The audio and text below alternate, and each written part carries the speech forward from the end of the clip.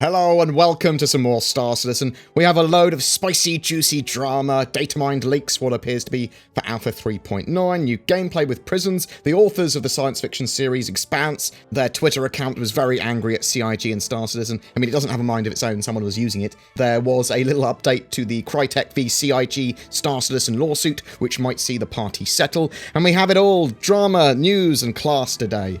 There was a bit of a brief PR nightmare for CIG, though, with the James S.A. Corey account, the Twitter account that is owned by the writers of the popular sci-fi series The Expanse, and James S.A. Corey is the pen name that they use as a pair. They were, at least one of them, I assume, or whoever's using that Twitter account, were trying out Star Citizen, but immediately uninstalled it after discovering their camera was turning on, their webcam, without that being expressly sort of like given permission to or asked, and they just sort of like had their camera turn on when they were playing. So, and they tweeted, "Wow, at Robert Space Industries, I install you and you instantly turn my laptop camera on without my explicit permission. Way to volunteer to be uninstalled forever. Nice when people make things easy."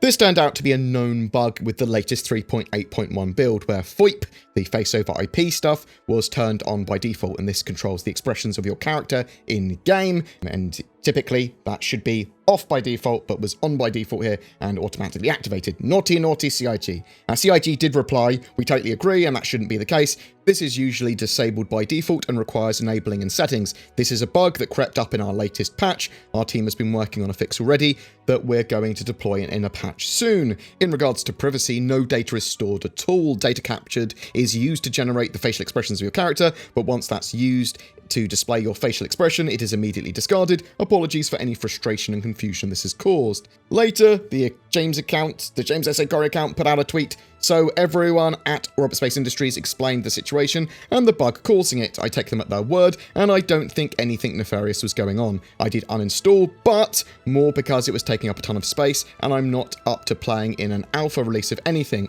The level of annoyance the camera bug caused me definitely indicates I have no patience to help someone debug their game." I did see other various media sites and YouTubers report on the Star Citizen fans attacking the James S.A. Corey account on Twitter. However, I could only find a few comments that were a little rude, nothing more. And a lot of them, I can't actually even confirm are part of the Star Citizen community. They don't have any other Star Citizen stuff on their Twitter account. You probably could cherry pick some stuff off Reddit, though, that was talking about this if you wanted a negative article. My experience of the Star Citizen community is largely one of the friendliest and welcoming communities for gaming, and if you find me a popular game, I will be able to go on its Reddit and find you the most monstrous comments within seconds. That's the nature of the internet, not of Star Citizen's wider community. But yes, there are certainly some uncivil asshats among the community still. Whatever your thoughts on that, my opinion is, well, I actually posted it on Twitter as well. I am a massive Star Citizen fan, but you have a point that FOIP, face over IP, should be off by default, or come up with a FOIP message at character creation to make sure you are okay with it being on, in my opinion.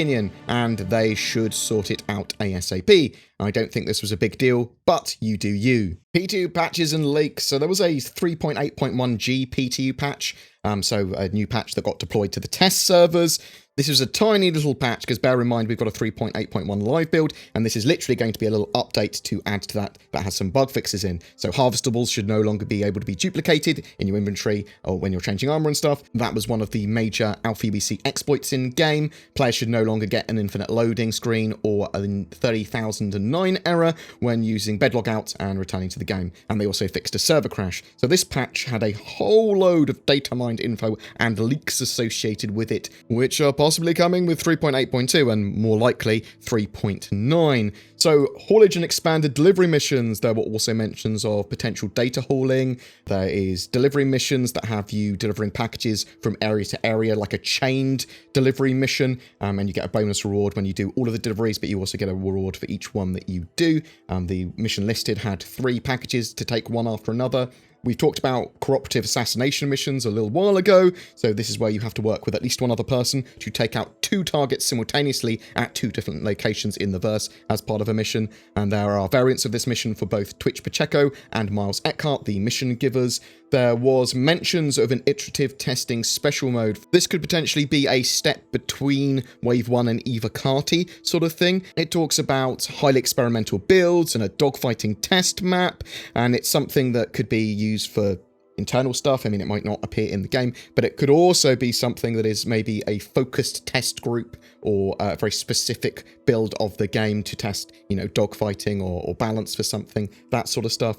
One of the high-speed combat vulnerabilities has been revealed as missiles unavailable above SCM speed. So once you're going above a certain speed, you can't use missiles is the idea.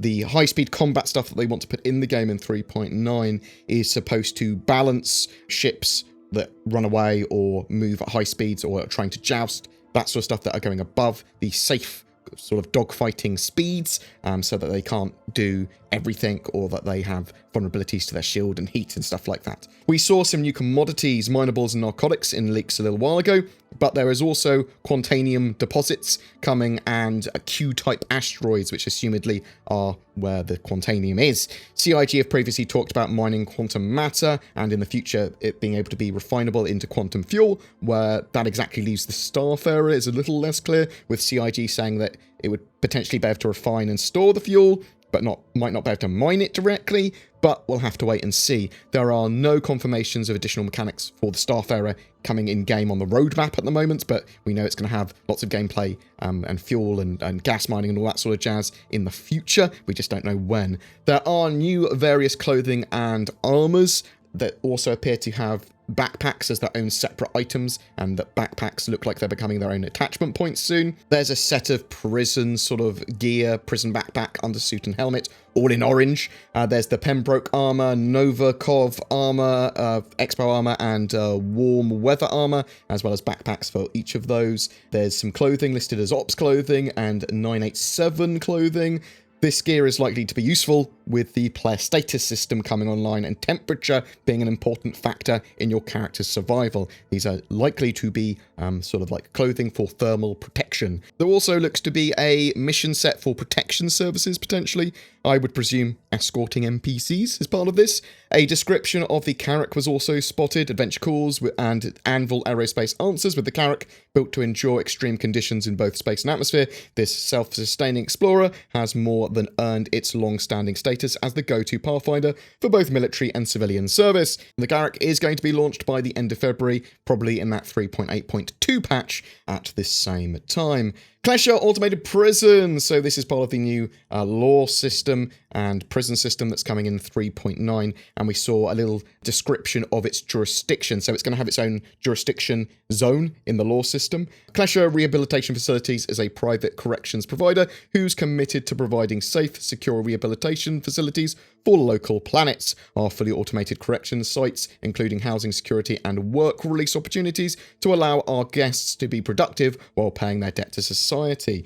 Now, we don't know exactly what laws are going to be applicable there beyond the standard UEE law in the Stanton system, but there was some more info in the Inside Star Citizen as well, which had a look at more of the prison gameplay. So they're going to be both a deterrent, but there's also going to be a lot of gameplay associated with them. The gameplay inside a prison is a little more focused and detached from the rest of the verse, with fully enclosed gameplay loops, or at least for the most part.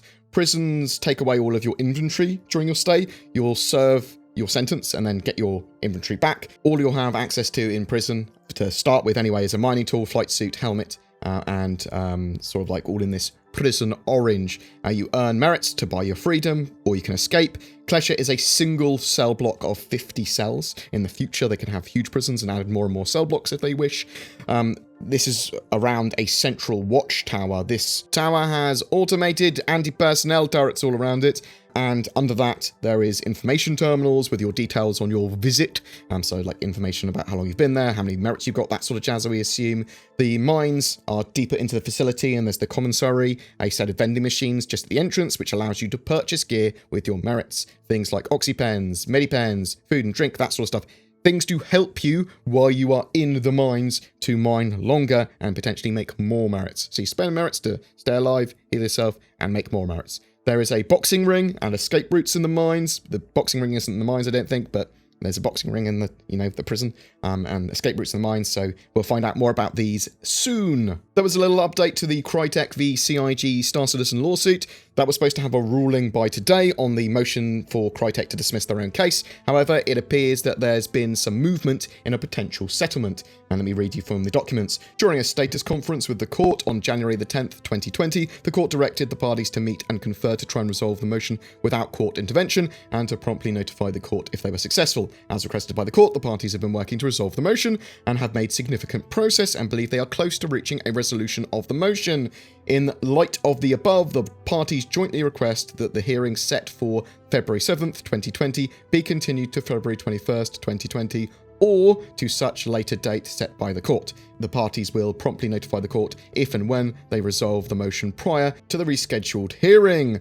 This could see Crytek and CIG settle, which might be a sensible business decision. Even if you believe that CIG are in the strongest position, there's still no guarantee that the court would dismiss with prejudice, and that Crytek just wouldn't bring back the same case in the future, or a slightly different case, and CIG might not be able to get their funds recovered from the sort of like defending the case as it has been so far to date. A settlement guaranteeing no further actions and costs could lead to stability and might just be a sensible option. I think a lot of people will want CIG to fight this case, but even if they did win it in its entirety, it might still be hard to get any funds beyond that $500,000 bond back in expenses, and CIG have already spent at least $900,000 defending this case. Lawsuits are expensive for all involved. We will continue to follow this, and hopefully we'll have a resolution by the 21st of February. And that's it for this Star Citizen update. I hope that was suitably informative. I'm very much looking forward to Star Citizen Alpha 3.8.2 with the Carrack and more bug fixes, 3.9 with prisons and lots more gameplay, as well as an end to that CIG Star Citizen Crytek lawsuit. I'm not a lawyer, but, it looked to me like CIG were in an incredibly strong position after most of Crytek's case being dismissed. But yeah, as I said, sometimes it's probably cheaper to just settle, and we don't know what the settlement would entail either. But we'll try and find out. As long as it doesn't get sealed. But what do you think? Do you think the Expanse people's overreacted, or do you think that that form of bug should never happen? Are you looking forward to gameplay in 3.9? Are you hyped for the Carrack? Whatever your thoughts, I'd love to hear from you in the comments below. February 2020's giveaway is for a Cutlass Black and upgrade to a Cutlass Red as well, which you can apply separately, and a Star Citizen game package with that. So you don't need to own Star Citizen already. This is the full shebang. All you need to do to be in for a chance to win that is just comment on any of my videos made during this month. There are the full details in the description below. I'm a massive shill for a couple of services that you might find useful. NordVPN, they provide an affordable VPN service that provides many improvements over a free VPN. I use them. They have a huge range of servers, allowing you additional safety, security, and help you get access to content. It's usable while you're playing games or streaming or whatever. You can find the links down below, or use the code BoredGamer to get up to 70% off and an additional free month as well. There's ShadowTech as well. They are a subscription-based cloud gaming PC service, allowing you to stream a gaming PC environment to another device, meaning that you don't need to own a gaming PC or upgrade. You can stream to your phone, you can stream to a lesser PC or a laptop or whatever. They are planning some amazing 4K gaming systems for 2021, and there's a waiting list for them, but you can use their boost service, which is great for Star Citizen currently, and new accounts will activate in April for that. Right in time for Star Citizen Alpha 3.9. Again, links below, and use the code BoredGamer for discount. BoredGamer is a community-supported channel, and you can help by liking, subscribing, and sharing these videos, as well as sharing your feedback in the comments below, or even emailing me at contact@boredgamer.co.uk. There's loads of links below to all my sort of social medias and Discord servers and all that sort of jazz.